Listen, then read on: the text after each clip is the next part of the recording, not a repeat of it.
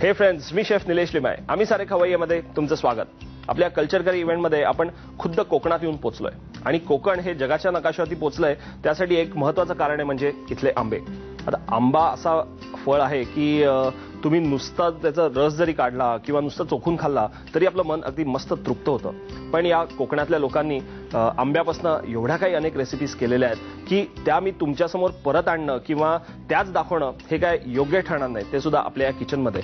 So अशा या रेसिपीजना सामोरं जाणं किंवा त्यांच्या लेवलपर्यंत पोहोचणं हे करण्यासाठी माझ्यासाठी एक चॅलेंज असतं आणि तुमच्यासाठी प्रत्येक वेळेला काहीतरी नवीन रेसिपी घेऊन येणं हे माझ्यासाठी कर्तव्य असतं.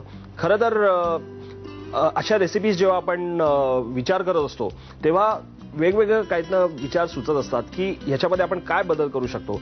गेल्या या 3 वर्षाच्या आम्ही सारे खवय्येच्या किचनमधनं मी तुम्हाला आंब्याच्या अनेक रेसिपीज दाखवल्याच आहेत, पण यावेळेला मी तुम्हाला काय नवीन दाखवू शकेन यासाठी मी बराच विचार करत होतो आणि नंतर मला खास आपल्या या शोसाठी रेसिपीज सुचल्या. अगदी आपल्या सिग्नेचर रेसिपीज त्या होऊ शकतात, कारण तुम्ही जर का त्या बनवल्या तर तुम्हाला सुद्धा त्याच्यातलं नाविन्य समजून येईल. सुरुवात करूया आजच्या आपल्या रेसिपीला. आपली पहिली रेसिपी असणार आहे मँगो राईस डम्पलिंग्स. नावावरनं तुम्हाला वाटेल की मी काहीतरी असंच रेग्युलर डम्पलिंग्स बनवतोय किंवा मोदक असं काही बनवतोय, पण तसं नाहीये. खरं तर तांदूळ आणि आंब्याचं मिश्रण करून परदेशात पाश्चात्य देशामध्ये सुद्धा अनेक प्रकार आहेत, पण थोडंसं इन्स्पिरेशन मला आपला जो गोड भात असतो, साखर भात, त्यापासून मला मिळालेला आहे आणि त्याच्यामध्ये मी थोडंसं व्हेरिएशन आणलेलं आहे. ते व्हेरिएशन काय आणलंय आपण बघणार आहोत, पण त्याकरता साहित्य काय घेतलंय ते पाहून घेऊ. तांदूळ 1 वाटी, कढीपत्ता साधारणतः 150 ग्रॅम, नंतर आमरस 1 वाटी, आंब्याच्या काही फोडी आपल्याला त्या कट करून घ्यायच्यात. नंतर तसंच कोथिंबीर घेतली आहे, बारीक चिरून घेतलेली आहे, मीठ आणि काळी मिरी. इकडे मी पाणी उकळायला ठेवलेलं आहे. वाह. सो आता सुरुवात करूया. पाणी उकळलंय, याच्यामध्ये हा भिजवलेला तांदूळ जो आहे तो मी ऍड करतो आणि भात शिजवायला ठेवतो. आपण इकडे हा भात शिजायला ठेवूया. या पाण्यामध्ये आपण थोडंसं मीठ घालू म्हणजे त्याला चव येईल आणि काळी मिरी इकडे ठेवलेलीच आहे मी, तर आपण याच्यात काळी मिरी ऍड करूया. तेल गरम करायला ठेवलेलं आहे आणि आपल्याला आधी कढीपत्ता फ्राय करून घ्यायचा आहे. तेल गरम झालंय का आपण बघूया. थोडं करून आपण कढीपत्ता आधी तळून घेऊ. थोडा क्रिस्पी तळून घ्यायचा आहे, कारण आपल्याला नंतर त्याची पावडर बनवायची आहे. कढीपत्ता आपण फ्राय करून घेतलेला आहे. आता आपण कोथिंबीर फ्राय करून घेऊया.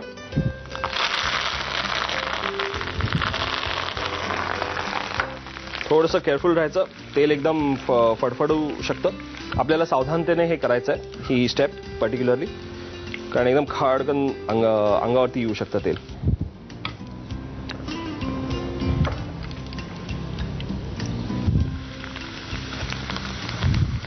कोथिंबीर पण आता फ्राय करून झाली आहे. दोन्ही आपले हे जे पानं आहेत म्हणजे कढीपत्त्याची आणि कोथिंबीरीची, वी हॅव डन दिस.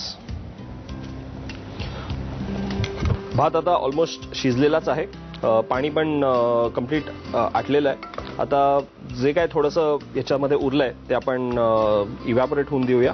जेव्हा या भांड्याला लागू लागतो भात तेव्हा मग आपण त्याची आच बंद करू आणि याच्यामध्ये हा आमरस आपण मिक्स करूया.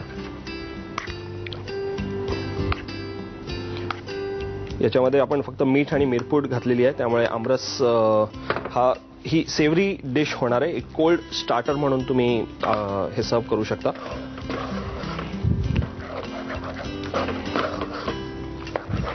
फ्लेवर आता मस्त सुटू लागलाय आमरसाचा. भात आता व्यवस्थित आटलेलं, पाणी त्यातलं जे आहे ते आटलेलं आहे. मी आज बंद करतो आणि हे जे मिश्रण आहे ते मी या बोलमध्ये काढून घेतोय. नंतर आपल्याला हे मिश्रण जरा गार करून ठेवायचं आहे आणि नंतर आपल्याला ह्याची पावडरी करायची आहे. आता याच आंब्यापासून आपण हा भात शिजवून घेतलेला आहे.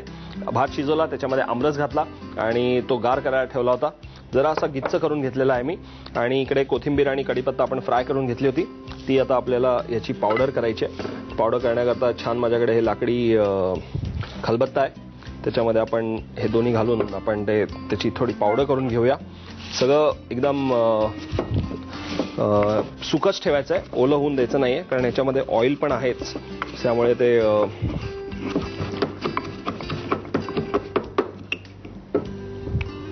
त्याची पावडर टाईप करतोय आपण.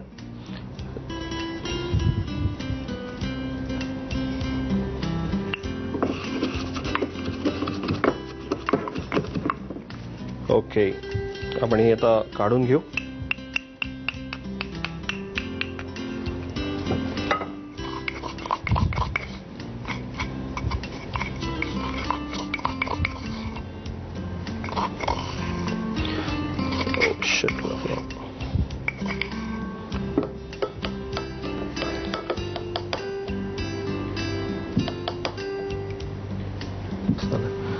ओके, सगळे कढीपत्ता आपण आधी कुटून घेऊया, सगळी पानं.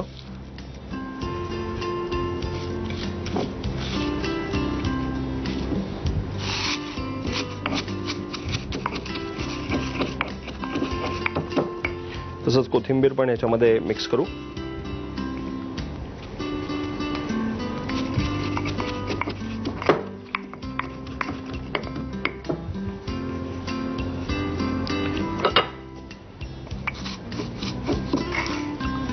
काढून घेऊया. खूप कुटून नाही घ्यायचंय, त्याला थोडासा लूज ठेवायचा. आपण आता हे जे आहे ते थोडंसं तेल असतं वरती, तर एक्स्ट्रा तेल आपण काढून घेण्याकरता या कागदावरती आपण हे स्प्रेड करू.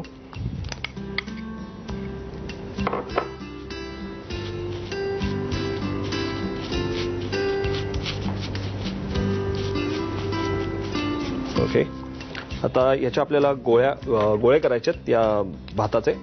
त्याच्या आधी इकडे मी आंब्याच्या काही फोडी ठेवल्यात, त्या फोडी आपण चॉप करून घेऊया.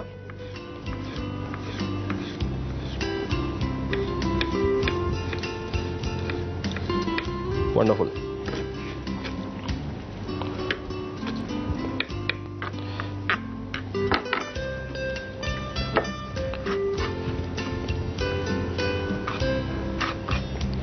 आपण या फोडी ज्या आहेत या भातामध्ये मिक्स करतोय.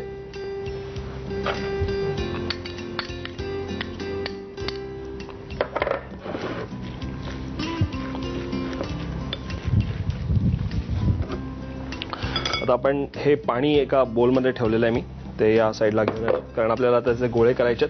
सो आय थिंक आणि नंतर आपल्याला ह्याच्यातनं कोट करून घ्यायचं आहे. थोडंसं हात पाण्यात भिजवायचे आणि ह्याचे छोटे गोळे करून घ्यायचे आधी.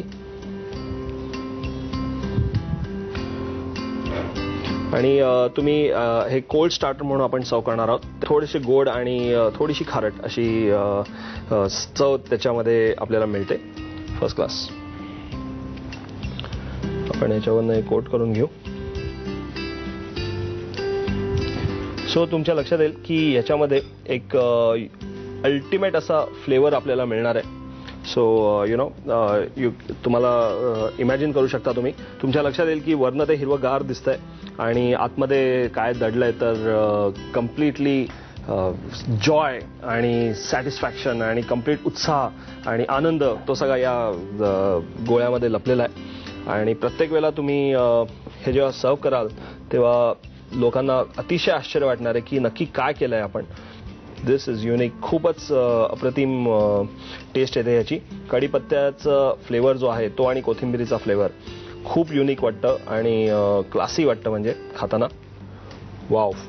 आता आपण एक 5-10 मिनिटाकरता आपण हे फ्रीजमध्ये सेट करायला ठेवायचं आणि नंतर तुम्हाला त्याची जी गंमत आहे ती तुम्हाला दाखवतो. कट करून झाल्यानंतर बाहेरनं ग्रीन, आतमधनं ऑरेंज आणि चवीला आंब्याची पुरेपूर चव आपल्याला या डिशमध्ये मिळते.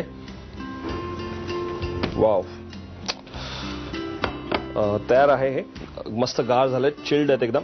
आपण त्याचं 1/2 करू. थोडीशी सुरी मधनं ओली करून घ्यायची एकदा, म्हणजे आपल्याला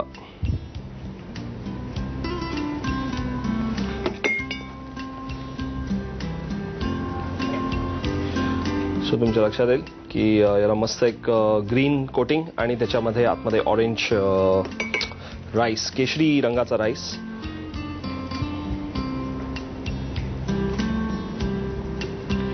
वाव. दिसायला इतके सुंदर दिसत आहेत, चवीला सुद्धा तितकेच सुरेख आहेत. तुम्हाला जर का तुमच्या घरच्या मंडळींना आज शॉकिंग एक्सपिरियन्स द्यायचा असेल तर ह्याचं साहित्य आणि कृती लिहून घेणं आवश्यक आहे. ते झटपट लिहून घ्या. मँगो राईस डम्पलिंग्स बनवण्यासाठी लागणारं साहित्य: 1 वाटी भिजवलेला तांदूळ, कढीपत्ता, 1 वाटी आमरस, आंब्याच्या फोडी, 1 जुडी कोथिंबीर, मीठ आणि काळी मिरी. कृती: भिजवलेल्या तांदळामध्ये मीठ आणि काळी मिरी घालून भात शिजवून घ्यावा. शिजताना त्यामध्ये आंब्याचा रस आणि फोडी घालाव्यात.